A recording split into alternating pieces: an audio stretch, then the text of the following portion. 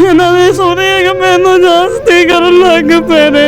Ali plot 'ਚ ਲੈ ਗਿਆ ਜਾ ਕੇ ਇਹਨੇ ਜਾਸਤੀ ਕੀ ਕਰਨ ਲੱਗ ਪਿਆ, ਕੁੜੀ ਚੀਕਾਂ ਮਾਰੀਆਂ ਨੇ ਤੇ ਉਹਨੇ ਮੈਨੂੰ ਜਾ ਕੇ ਮੇਰੇ ਉੱਤੇ ਪੈ ਗਿਆ, ਮੈਨੂੰ ਜਾਸਤੀ ਕੀਤੀ ਕਰਕੇ ਕਹਿੰਦਾ ਤੈਨੂੰ ਤਲਾਕ ਹੋ ਜਾਏਗੀ, ਤੂੰ ਵਿਆਹ ਮੇਰੇ ਨਾਲ ਵਿਆਹ ਕਰਾ ਰਹੀ। मैं मंगे करके मैं ना दास्ती करन लग।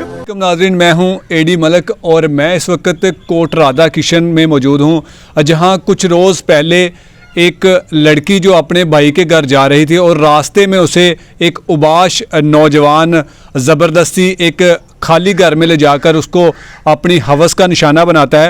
मेरे साथ वो लड़की और उसकी वालिदा मौजूद है, उनसे जानते हैं कि आपकी बेटी के साथ जिसने ज़्यादती की है वो शख्स कौन है और अब तक उसके ख़िलाफ़ क्या कार्रवाई हुई है। माँ जी, क्या नाम है तुहाडा? मेरा नाम नसीम बीबी। अच्छा, ਇਹ ਕੀ ਹੋਇਆ ਸੀ ਵਾਕਿਆ ਤੇ ਬੇਟੀ ਤੁਹਾਡੀ ਕਿੱਥੇ ਜਾ ਰਹੀ ਸੀ? बेटी मेरी जा रही सी, मैं गरीब हाँ, मेरे को कोई रुपये रोज़ आ, मेरे को कोई खानी शाय नहीं। मेरा बंदा जो पाली का मरीज है, पाली का मरीज है। मैं अपनी बेटी ने आख्या जा अपने भाई को 2 किलो आटा ले, दे 9 तरीक जुमे का रोज़ है। अगे खलोता सी बगैर इंसान।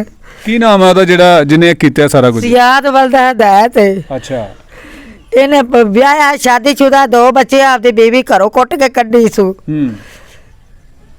ਜਿੱਥੇ ਇਹਨੇ ਜਾਸਤੀ ਕੀਤੀ ਹੈ, ਜਾਸਤੀ ਕਰਕੇ ਕਰਦਾ। ਤੇ ਤੁਹਾਡੀ ਬੇਟੀ ਜਦੋਂ ਆਪਣੇ ਭਰਾ ਦੇ ਘਰ ਜਾ ਰਹੀ ਸੀ, ਇਹਨੂੰ ਰਸਤੇ ਦੇ ਵਿੱਚੋਂ ਲੈ ਕੇ ਜਾਂਦਾ ਰਸਤੇ ਦੇ ਵਿੱਚੋਂ ਜ਼ਬਰਦਸਤੀ? ਲੈ ਕੇ ਖਾਲੀ ਪਲਾਟ 'ਚ ਗਿਆ ਹੈ। ਅੱਛਾ, ਪਲਾਟ ਦੇ ਵਿੱਚ ਕਿ ਘਰ ਖਾਲੀ ਦੇ ਚ ਲੈ ਨਹੀਂ, ਕੇ? ਖਾਲੀ ਛਿੱਕੜ ਦਪਾਰ 'ਚ ਕੋਈ ਨਹੀਂ ਸੀਗਾ, ਖਾਲੀ ਅੱਗੇ ਚਰੀ ਡੱਕਾ ਸੀ, ਉੱਥੇ ਖਾਲੀ ਪਲਾਟ 'ਚ ਲੈ ਗਿਆ। ਜਾ ਕੇ ਇਹਨੇ ਜਾਸਤੀ ਕੀ ਕਰਨ ਲੱਗ ਪਿਆ, ਕੁੜੀ ਚੀਕਾਂ ਮਾਰੀਆਂ ਨੇ ਉਧਰੋਂ। ਮੇਰੀ ਨੂੰਹ ਤੇ मेरा बेटा मोहम्मद अब्दुल्ला आए ने, एवें ही पिस्टर इन्हें कढ़िया है, मैं भी भज के गई हाँ। पिस्टर कढ़ के सानू धमका के ते निकल गया है। अच्छा, ਇਹਦੇ ਕੋਲ ਅਸਲਾ ਵੀ ਹੈ ਸੀ? ਇਹਦੇ ਕੋਲ ਅਸਲਾ ਵੀ ਹੈ, ਪਿਸਟਰ। ਕੀ ਕੰਮ ਕਰਦਾ ਹੈਗਾ ਜਿਹੜਾ ਇਹ ਕੋਈ ਪਤਾ ਨਹੀਂ, ਇੱਥੇ ਹੀ ਫਿਰਦਾ ਹੈ ਜੀ। ਕਦੀ ਇਹ ਕਿਤੇ ਬਾਰਾ ਫਿਰਦਾ, ਕਦੀ ਕਿਤੇ ਫਿਰਦਾ। ਇਹ ਉਂਝ ਮਾਂ ਦੀ ਸਟਾਈਲ ਫੈਕਟਰੀ 'ਚ ਲੱਗਾ, ਪਤਾ ਨਹੀਂ ਦਿਨ ਦੀ ਡਿਊਟੀ ਇਹਦੀ ਕਿ ਰਾਤ ਦੀ ਹੈ। ਤੇ ਤੁਸੀਂ ਦੱਸਿਆ ਕਿ ਇਹਦੇ ਤੇ ਕੋਈ ਪਹਿਲੇ ਵੀ ਕੋਈ ਇਸ ਤਰ੍ਹਾਂ ਦਾ ਕੋਈ ਪਰਚਾ ਹੈਗਾ? ਪਹਿਲੇ ਇਹਨੇ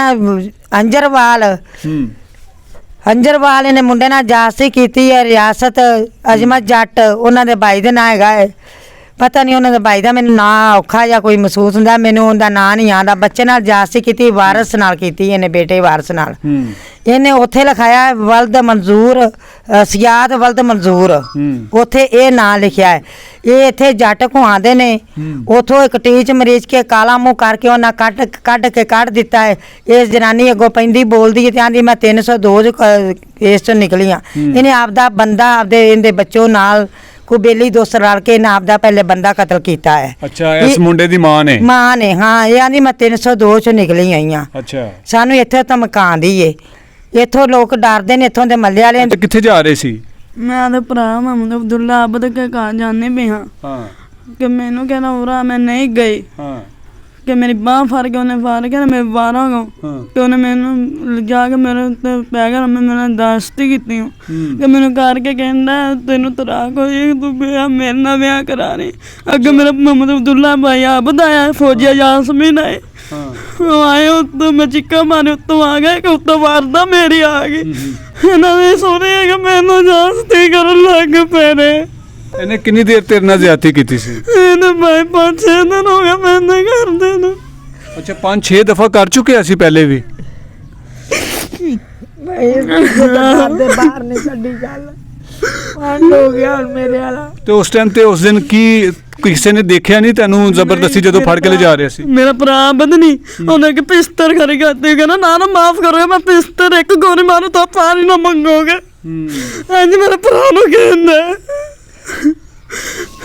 ਤੇ ਜਦੋਂ ਤੇਰੇ ਭਰਾ ਤੇ ਭਾਬੀ ਆਏ ਸੀ ਤੇ ਉਸ ਟਾਈਮ ਤੇ ਤੈਨੂੰ ਇਹ ਤੇਰੇ ਨਾਲ ਜ਼ਿਆਦਤੀ ਕਰਦਾ ਪਿਆ ਸੀ? ਹਾਂ, फिर उत्तर बना हो गया। आप सारे कपड़े मेरे लाए, मैं नंगे करके मैं ना दास्ती करन लग पिया। मैनू कहंदा फिर मैं तेरे निक्के भैन भी फड़ लागा, उन्हें नाल भी कर लागा। भाई को बदमाश है, बदमाश ही मां पुत्र ਜਿਹੜੇ 302 ਚੋਂ ਨਿਕਲੇ ਨੇ। ਪਹਿਲੇ ਪਿਓ ਦੇ ਕੇਸ ਚੋਂ ਨਿਕਲਿਆ। ਮਾਂ ਜੀ, ਜਦੋਂ ਤੁਹਾਨੂੰ ਪਤਾ ਚੱਲਿਆ ਸੀ ਤੁਹਾਡੀ ਬੇਟੀ ਦੇ ਨਾਲ ਜ਼ਿਆਦਤੀ ਹੋਈ ਹੈ ਤੇ ਫਿਰ ਤੁਸੀਂ ਉਸ ਤੋਂ ਬਾਅਦ ਕੀ ਕੀਤਾ ਸੀ? ਫਿਰ ਮੈਂ ਥਾਣੇ ਗਈਆਂ 1 ਤੇ ਕਾਲ ਕੀਤੀ ਹੈ। ਅੱਛਾ। ਮੈਨੂੰ 1 ਤੇ ਕਾਲ ਕੀਤੀ ਹੈ। ਉਮਰ ਚੌਂਕੀ ਇੰਚਾਰਜ ਵਾਲਾ ਆਂਬਰ ਆਇਆ ਖੁਦ ਆਪ, ਉਹ ਇਹਨੂੰ ਗ੍ਰਿਫਤਾਰ ਕਰਕੇ ਗਿਆ ਹੈ। ਇਹ ਮੈਨੇ ਘਰ ਆਣ ਕੇ ਇਹਨਾਂ ਮੈਨੂੰ ਪਿਸਟਲ ਤੇ ਧਮਕੀਆਂ ਮੈਂ ਦਿੱਤੀਆਂ। ਮੈਂ 302 ਚ ਨਿਕਲੀਆਂ। ਮੇਰੀ ਛੋਟੀ ਬੇਟੀ ਦਾ ਹੱਥ ਪਕੜਿਆ ਹੈ। ਪਕੜ ਕੇ ਇਹਨੇ ਆਖਿਆ ਲਾ ਅਸੀਂ ਇਹਨੂੰ ਮਿਲਾ ਕੇ ਚੱਲੇ ਆ। ਤੇ ਭਾਈ ਉਸੇ ਵਕਤ ਇਹਨਾਂ ਆਪਦਾ ਉਸੇ ਵਕਤ ਗੂਠੇ ਲਵਾਏ ਗਏ ਨੇ ਉੱਥੇ ਅਦਾਲਤ ਜਾ ਕੇ। ਉਹਦੇ ਕੋਲ ਇਹਨਾਂ ਮੇਰੇ ਕੋਲ ਉੱਤੇ ਖਲੋ ਕੇ ਸਰਾਣੇ ਨੇ ਮੇਰੇ ਕੋਲ ਬਿਆਨ ਦਵਾਏ ਨੇ। ਕਿਸ ਚੀਜ਼ ਦੇ ਬਿਆਨ? ਬਿਆਨ ਇਹਨੇ ਦਵਾਏ ਨੇ ਤੂੰ ਆਖ ਵੀ ਮੇਰੇ ਮੈਂ ਜਵਾਈ ਤੋਂ ਡਰਦਿਆਂ ਬਿਆਨ ਦੇਣ ਲੱਗੀ ਆ, ਮੇਰੇ ਜਵਾਈ ਮੇਰੀ ਧੀ ਨੂੰ ਤਲਾਕ ਨਾ ਦੇ ਦੇਵੇ, ਤੇ ਜੇ ਤੂੰ ਬਾਹਰ ਆਣ ਕੇ ਉੱਥੇ ਕੋਈ ਗੱਲ ਕੀਤੀ ਤੇ ਤੇਰੀ ਛੋਟੀ ਧੀ ਚੁੱਕ ਲਾਂਗੇ। ਬਕਾਇਦਾ ਮੁੰਡੇ ਬੂਹੇ ਅੱਗੇ ਖਿਲਾਰੀ ਰੱਖੇ ਨੇ ਨਾ ਸਾਡੇ ਅੱਗੇ। ਤੇ ਪੁਲਿਸ ਨੇ ਇਹਨੂੰ ਗ੍ਰਿਫਤਾਰ ਕਿਉਂ ਨਹੀਂ ਕੀਤਾ ਵੀ? ਪੁਲਿਸ ਨੇ ਗ੍ਰਿਫਤਾਰ ਕੋਈ ਨਹੀਂ ਕੀਤਾ, ਖੁਦ ਆਪ ਇਹ ਪੁਲਿਸ ਇਹਨਾਂ ਨਾਲ ਰਲੀ ਹੋਈ ਹੈ। ਅੱਛਾ। ਇਹ ਪੁਲਿਸ ਆਪ ਫਿਰ ਮੈਂ ਪਰਚਾ ਕਟਾਇਆ ਜਨਾਬ, ਮੈਂ ਪਰਚਾ ਕਟਾਇਆ 8 ਪਰਚਾ ਕਟਾ ਕੇ ਮੇਰਾ ਮੈਡੀਕਲ ਉਸੇ ਵਕਤ ਜਿਸ ਦਿਨ ਜਿਨਾ ਹੋਇਆ ਉਸੇ ਦਿਨ ਦਾ ਹੋਇਆ ਹੈ। 8 ਦਿਨ ਮੇਰਾ ਮੈਡੀਕਲ ਇਹ ਉੱਥੇ ਰੋਲ ਗਿਆ ਹੈ ਹਸਪਤਾਲ ਦੇ ਵਿੱਚ। ਮੈਡੀਕਲ ਨਹੀਂ ਸੀ ਦਿੰਦੇ ਤੁਹਾਨੂੰ? ਨਹੀਂ ਸੀ ਦਿੰਦੇ ਮੈਡੀਕਲ। ਜੇ ਮੈਂ ਨਾ ਲੈਂਦੀ ਸਾ ਥਾਣੇ ਫੋਨ ਕਰ ਦਿੱਤਾ ਮੈਡੀਕਲ ਦਾ, ਫਲਾਣਾ ਲੈ ਜਾਏਗਾ ਆਪੇ ਤੇ ਫਲਾਣਾ ਲੈ ਜਾਏਗਾ ਆਪੇ ਤੇ ਹੋਰ ਲੈ ਜਾਏਗਾ ਆਪੇ। ਫਿਰ ਮੈਡੀਕਲ ਜੇ ਮੈਂ ਪਰਚਾ FIR ਕਟਾਈ ਹੈ 3-4 ਦਿਨਾਂ ਪਿੱਛੋਂ, ਭਾਈ ਮੇਰੇ ਨੇ ਕਟਾਈ। ਮੈਂ ਕਿਸੇ ਦੀ ਮਿਹਨਤ ਕੀਤੀ ਹੈ ਵੀ ਭਾਈ ਮੇਰੇ ਨਾਲ ਇੰਨੀ ਜਾਚ ਹੁੰਦੀ ਪਈ, ਬਾਰ-ਬਾਰ ਕਰ ਰਹੇ ਨੇ। ਉਸ ਤੋਂ ਬਾਅਦ ਮੈਂ ਜੇ ਨਾ ਪਰਚਾ ਕਟਿਆ ਉਦੋਂ ਮੈਡੀਕਲ ਲੈ ਕੇ ਗਏ ਨੇ। 8 ਦਿਨ ਉੱਥੇ ਰੁਲਿਆ। ਇਹਨੇ ਮੈਨੂੰ ਆਖਿਆ ਅਸਲ ਮਹਿਮੂਦ ਵਾਲ ਨੇ, ਇਹਨੇ ਆਖਿਆ ਮੈਨੂੰ ਮੈਂ ਇਹਦੇ ਨਾਲ ਚੱਲ, ਉੱਥੇ ਖਰਚਾ ਕਰੋ, ਗੱਡੀ ਦਾ ਕਿਰਾਇਆ ਦਿਓ, ਐਂ ਕਰੋ। ਮੈਂ ਕਿਹਾ ਭਾਈ ਮੈਂ ਜੋ ਕਰਨਾ ਮੇਰੇ ਭਾਈ ਨੇ ਕਰਨਾ, ਮੈਨੂੰ ਨਹੀਂ ਪਤਾ। ਜਿੰਦੇ ਤੇ ਮੈਂ ਸਬੁਰਦਾਰੀ ਜਿਹਨੇ ਪਰਚਾ ਕਟਾਇਆ ਸੀ। ਸ਼ਾਬਾਸ਼ ਉਹਦੇ ਅੱਲਾ ਉਹਦੇ ਬੱਚੇ ਦੀਨ ਚ ਅੱਲਾ ਉਹਨੂੰ ਹੱਜ ਕਰਾਵੇ। ਅੱਛਾ ਸਿੱਧਰਾ, ਮੈਨੂੰ ਇਹ ਦੱਸ ਕਿ ਇਹ ਜਿਹੜਾ ਵਾਕਿਆ ਤੇਰੇ ਨਾਲ ਹੋਇਆ, ਫਿਰ ਉਸ ਤੋਂ ਬਾਅਦ ਜਦੋਂ ਤੂੰ ਘਰ ਆ ਕੇ ਦੱਸਿਆ, ਪੁਲਿਸ ਨੂੰ ਦੱਸਿਆ ਕਿ ਜੀ ਮੇਰੇ ਨਾਲ ਇਹ ਸਾਰੇ ਇਹਨੇ ਜ਼ਿਆਦਤੀ ਕੀਤੀ ਹੈ, ਤੇ ਉਸ ਤੋਂ ਬਾਅਦ ਪੁਲਿਸ ਨੇ ਕੀ ਕਾਰਵਾਈ ਕੀਤੀ ਹੈ? ਪੁਲਿਸ ਨੇ ਫਾੜ ਕੇ ਲਗਾਈ ਆ, ਜੇਲ੍ਹ 'ਚ ਬੰਦ ਕੀਤਾ ਕਿ ਮੈਂ ਪੁਲਿਸ ਨੂੰ ਗੱਲ ਦੱਸੀ। ਪੁਲਿਸ ਨੇ ਫੜ ਕੇ ਇੱਥੋਂ ਲਿਜਾ ਕੇ ਜੇਲ੍ਹ 'ਚ ਬੰਦ ਕਰਕੇ ਆਖਿਆ ਤੂੰ ਇੱਥੋਂ ਚਪੇਤਾ ਅੰਦਰੋਂ ਕੱਢਿਆ ਨੇ ਨਾ, ਬੂਹਾ ਨਹੀਂ ਖੋਲਿਆ। ਬੂਹਾ ਭੰਨਣ ਲੱਗੇ ਸੀ, ਬੂਹਾ ਭੰਨਣ ਲੱਗੇ। ਫਿਰ ਉਹਨੇ ਭੈਣ ਨੇ ਬੂਹਾ ਖੋਲਿਆ, ਕਹਿੰਦੇ ਹਾਂ ਭਾਈ ਪੁਲਿਸ ਅੰਦਰ ਗਈ ਹੈ। ਅੰਦਰੋਂ ਉਹਨਾਂ ਨਿੱਕੇ ਭਰਾ ਨੂੰ ਵੀ ਕੱਢ ਕੇ ਲਿਆਈ ਹੈ, ਸਜਾਦੇ ਨੂੰ ਵੀ ਕੱਢ ਕੇ ਲਿਆਈ ਹੈ। ਕੱਢ ਕੇ ਲਿਆ ਕੇ ਕਹਿੰਦੇ ਹਾਂ ਵਿਆਹ ਕੁੜੀ ਕਿਨੇ ਤੂੰ ਜਿੰਨਾ ਕੀਤਾ। ਤੇ ਉਹਨੇ ਕੀ ਕਿਹਾ ਫਿਰ? ਉਹਨੇ ਆਖਿਆ ਵੀ ਮੈਨੇ ਕੀਤਾ ਨਹੀਂ, ਮੈਂ ਇਹਦੇ ਕੱਪੜੇ ਝਾੜੇ ਨੇ। ਅੱਛਾ, ਉਹ ਕਹਿੰਦਾ ਮੈਂ ਜ਼ਨਾ ਨਹੀਂ ਕੀਤਾ, ਸਿਰ ਕੱਪੜੇ ਉਤਾਰੇ ਨੇ। ਉਹਨਾਂ ਨੂੰ ਪੈ ਗਿਆ ਉੱਡ ਕੇ ਕੱਪੜੇ ਲਾਏ ਨੇ ਇਹਨੇ ਨਾ, ਮੈਂ ਜਿੰਨਾ ਨਹੀਂ ਕੀਤਾ ਬਸ। ਅੱਛਾ, ਕੱਪੜੇ ਲਾ ਕੇ ਕਿ ਮੈਂ 1500 ਉੱਤੇ ਦਿੱਤੇ ਗਏ ਨੇ। ਨਹੀਂ ਤੇ ਉਹਨੇ ਕੀਤਾ ਸੀ ਤੇਰੇ ਨਾਲ ਜ਼ਨਾ? ਹਾਂਜੀ ਕੀਤਾ ਭਾਈ। ਹਾਂ, ਉਹਨੇ ਜਿੰਨਾ ਵੀ ਕੀਤਾ, ਉਹਨੇ ਮੇਰੇ ਸਿਰ ਪੋਨੇ ਵੀ ਲਾਏ, ਉਹਨੇ ਕੈਚਰ ਵੀ ਲਾਏ, ਪਰਾਂ ਚਸਤੇ ਆ। ਅੱਛਾ, ਕੱਪੜੇ ਉਹਨੇ ਲਾਏ ਸੀ? ਹੈ, ਕੱਪੜੇ ਉਹਨੇ ਲਾਏ ਨੇ। ਇਹ ਦਿਨ ਦੇ ਟਾਈਮ ਤੇ ਤੈਨੂੰ ਫੜ ਕੇ ਲਗਾਇਆ ਸੀ ਕਿ ਰਾਤ ਦਾ ਟਾਈਮ ਸੀ ਉਦੋਂ? ਦੁਪਹਿਰ ਵਾਲੇਗਾ, ਦੁਪਹਿਰ ਦਾ ਟਾਈਮ ਸੀ। ਹਾਂਜੀ। ਤੇ ਕੋਈ ਆਸੇ-ਪਾਸੇ ਲੱਗੇ ਕੋਈ ਨਹੀਂ ਸੀ? ਕੋਈ ਨਹੀਂ, ਸਾਰੀ ਕੋਈ ਨਹੀਂ। ਹੁਣ ਕੀ ਉਹਨੂੰ ਸਜ਼ਾ ਕੀ ਹੋਣੀ ਚਾਹੀਦੀ ਹੈ? ਮੈਂ ਇਹ ਚਾਹੁੰਦੀ ਉਹਨੂੰ ਸਜ਼ਾ ਹੋ ਜਾਏ, ਫਾਂਸੀ ਹੋ ਜਾਏ, ਔਰ ਕੁਛ ਨਾ ਹੋਵੇ ਉਹਨੂੰ। ਤੇ ਤੁਹਾਨੂੰ ਧਮਕਾਉਂਦੇ ਨੇ? ਧਮਕਾਉਂਦੇ ਕਰਦੇ ਨੇ, ਕਹਿੰਦੇ ਨੇ ਵੀ ਨਾ ਮਾਫੀ ਦਿੱਤੀ ਕਿਉਂ ਸਾਰਿਆਂ ਨੂੰ ਫੇਰ ਮਾਰਦਾ ਵਿੱਚ ਭਰਾਵਾਂ ਨੂੰ ਵੀ ਸਾਰਿਆਂ ਨੂੰ। ਇਹ ਕੌਣ ਕਹਿੰਦਾ ਹੈ? ਸਜਾਦ।